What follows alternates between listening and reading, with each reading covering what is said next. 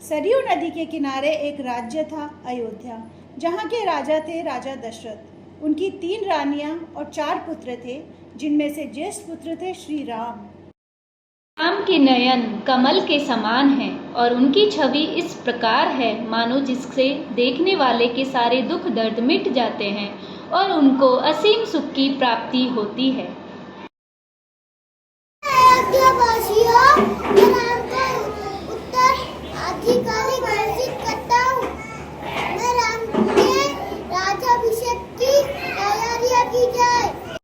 और दुर्भाग्य ने अयोध्या के राजमहल में करवट लेना आरंभ कर दिया था। महारानी कैकेयी उपवन में चली जाती हैं और राजा दशरथ को विवश कर देती हैं कि राम को वनवास हो और भरत को राजा बनाया जाए। महाराज, आपने मुझे 2 वरदान दिए थे। आज मैं वो दोनों वरदान मांगती हूँ। पहला वरदान, राम को 14 साल के वनवास भेजा जाए। दूसरा वरदान, भरत को राजा बनाया जाए। अपना वचन निभाइए महाराज। आपका आदेश मेरे लिए धर्म है। पिताजी, मैं बिना दुख के वन जाऊंगा। मेरी शुभकामनाएं भरत के साथ है। मैं आपके साथ वन में रहूंगा। आपकी सेवा रक्षा करना मेरा कर्तव्य है। मैं आपको अकेले नहीं छोड़ सकता।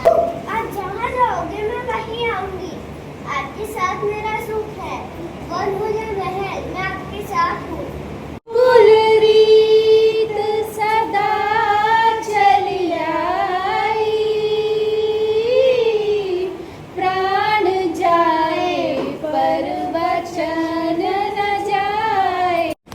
दशरथ नहीं चाहते थे कि राम को वनवास भेजा जाए, पर वह अपने वचनों के कारण विवश थे।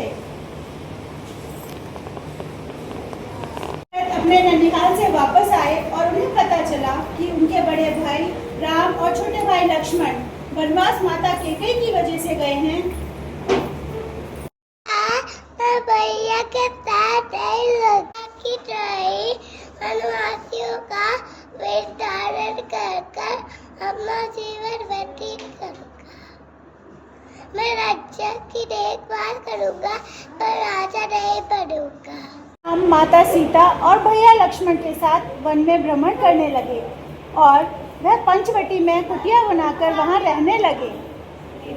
लंकापति रावण की बहन थी, जो देखने में अत्यंत सुंदर थी।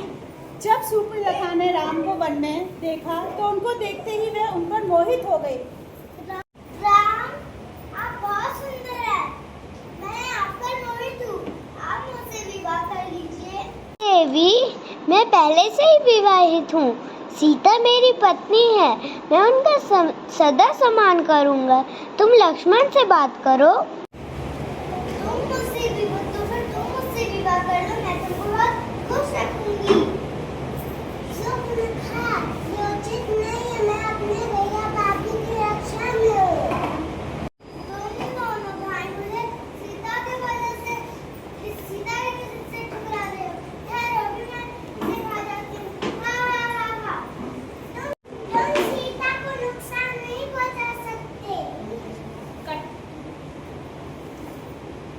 इतना कहते ही भैया लक्ष्मण सुपर्णखा की नाक काट देते हैं और सुपर्णखा रोते हुए अपने भाई रावण की दशा देखकर रावण गुस्से से बदला लेने की ठानता है और षड्यंत्र रचता है।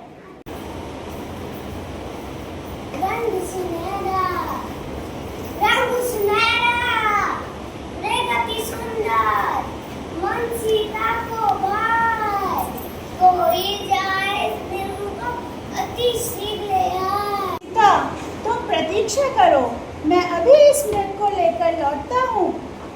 फिर श्री राम उस मृग को पकड़ने के लिए चले जाते हैं। और तभी रावण अपना माया जाल रचता है।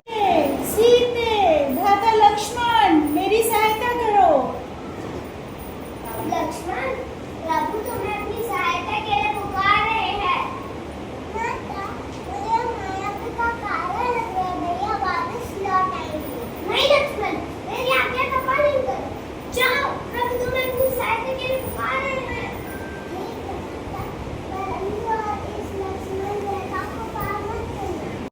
सहायता के लिए वहाँ से चले जाते हैं और इतनी ही देर में रावण वहाँ पर साधु के वेश में प्रकट हो जाता है। हे साधु स्वीकार कीजिए।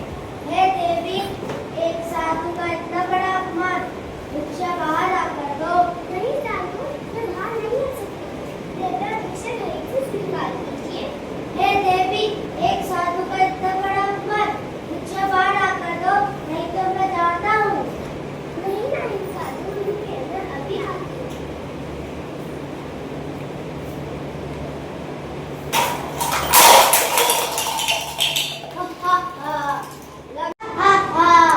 मैं तो लंका का राजा हूँ।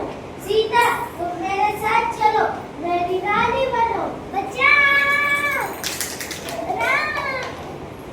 माता लक्ष्मण, भैया लक्ष्मण, प्रभु राम, सहायता करो। हे पक्षीराज, मेरी सहायता कीजिए। मैं तुमको ये नहीं करने दूंगा। सीता माता की रक्षा करना मेरा धर्म है और तुम आगे जाने नहीं दूंगा। हे बूढ़े पक्षी, तुम मेरे क्या करोगे? मैं तुम्हें हरा दूंगा।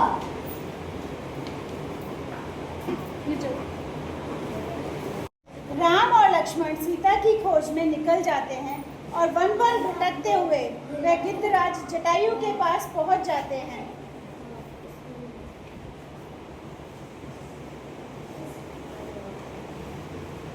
बाबू, वो दुष्ट रावण आपकी पत्नी को उस ओर ले गया है। राम और लक्ष्मण सीता माता की खोज में आगे चले जाते हैं।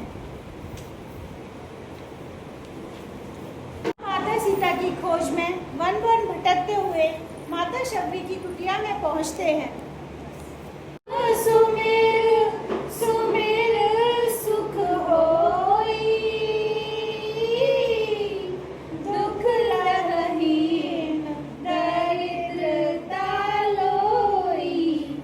इस दोहे में कहा गया है माता शबरी राम का नाम भज भज कर सुख का अनुभव करती हैं और उनके सभी दुख और दारिद्र्य दूर हो जाते हैं।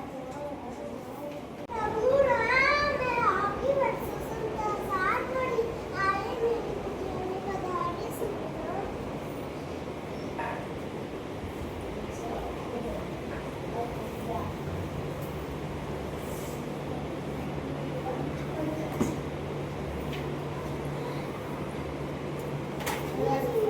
मैंने आपकी चुने हैं।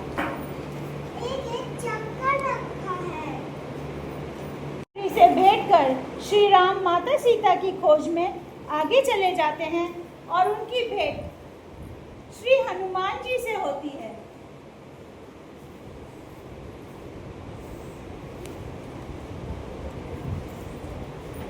हे प्रभु, मैं आपकी प्रतीक्षा में वर्षों से अपने पलके बिछाए बैठा हूँ।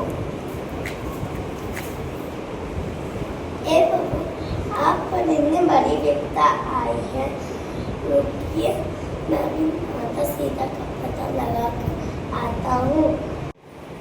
विद्यावान गुणी अति चातुर, राम काज करिबे को आतुर। इस दोहे में बताया गया है कि श्री हनुमान जी अत्यंत बुद्धिमान एवं बलवान हैं। वे राम काम करने के लिए हमेशा तत्पर रहते हैं।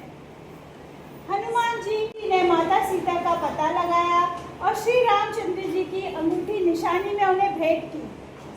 श्री राम ने अपनी सेना के साथ लंका पर चढ़ाई की।